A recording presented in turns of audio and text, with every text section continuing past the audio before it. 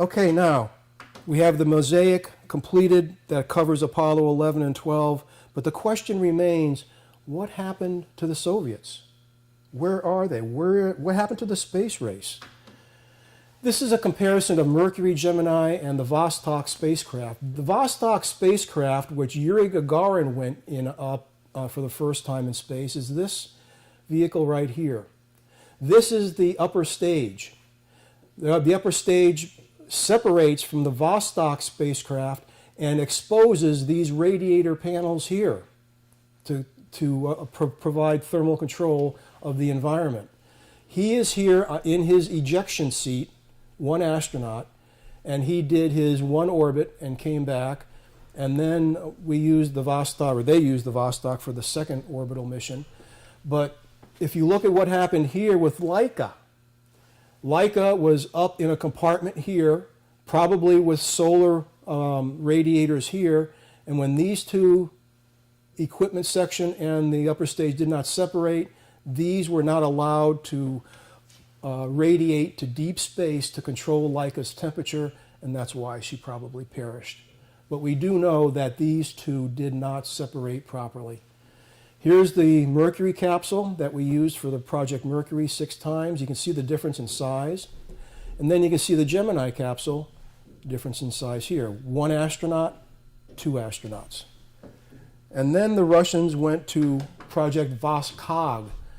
And it's the same vehicle, except now we have 3 cosmonauts not wearing spacesuits inside that sphere.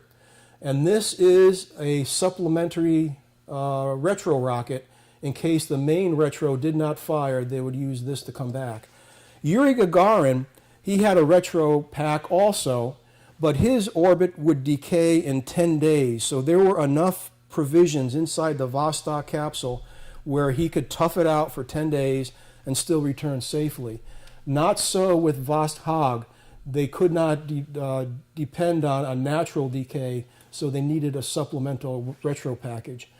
On Vostok 2, this was the first spacewalk, and this was in the deployed version. This is the airlock where this cosmonaut would go into here, pop the hatch, and do the first spacewalk. And that's how they did it. And after he came back in and they closed the hatch, they deployed this and they came back in their sphere just like this. But fundamentally, it's the same spacecraft except for the retro package in front. The third one is Soyuz. This is the best comparison I could find of Soyuz versus Apollo.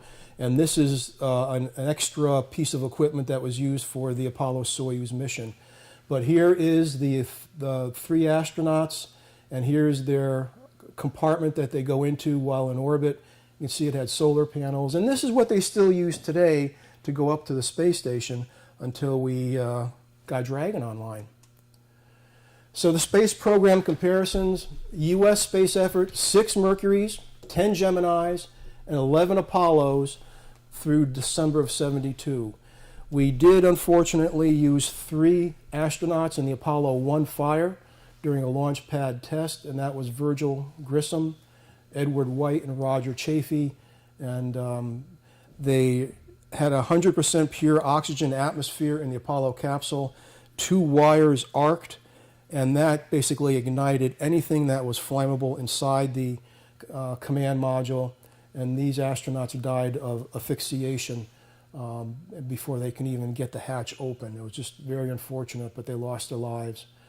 The Soviet space effort: 6 Vostok flights, single astronauts, 2 Vostok, and that's 2 or 3 astronauts, and then 10 Soyuz flights through June of '71. But they never got to the moon.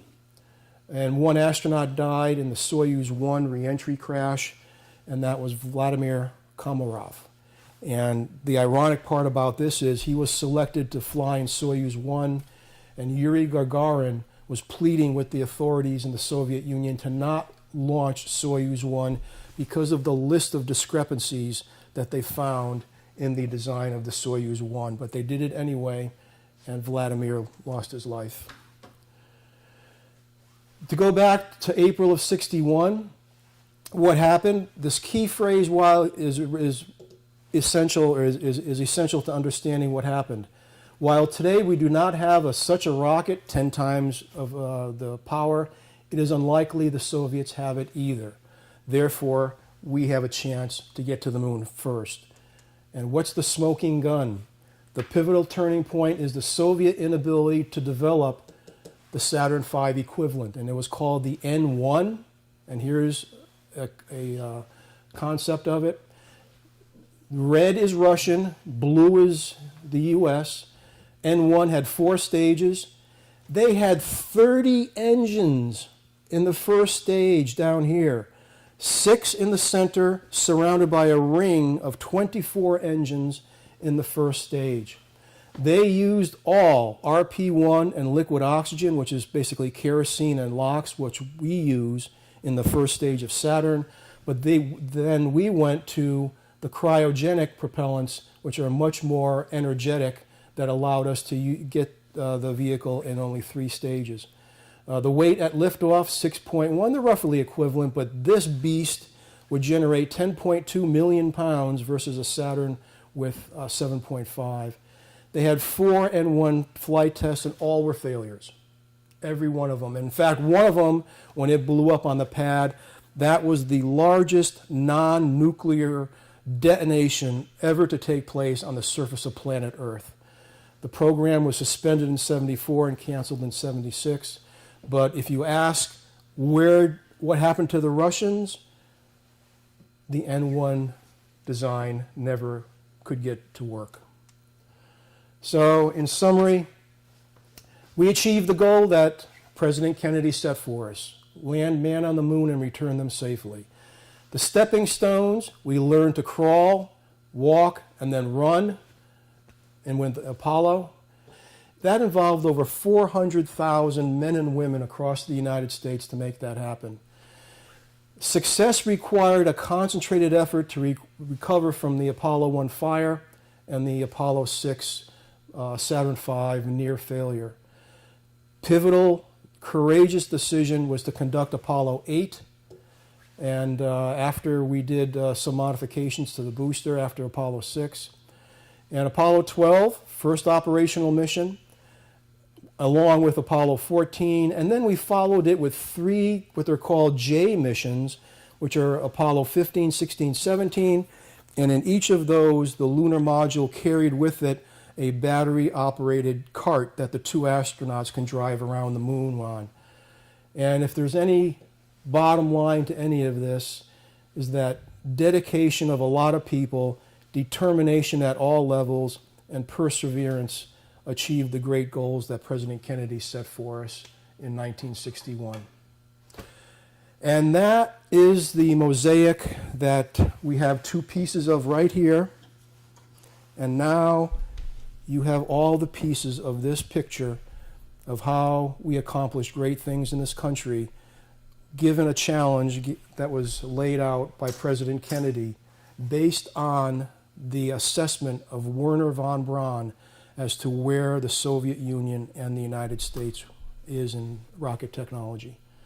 So that's the picture, and I thank you for your time.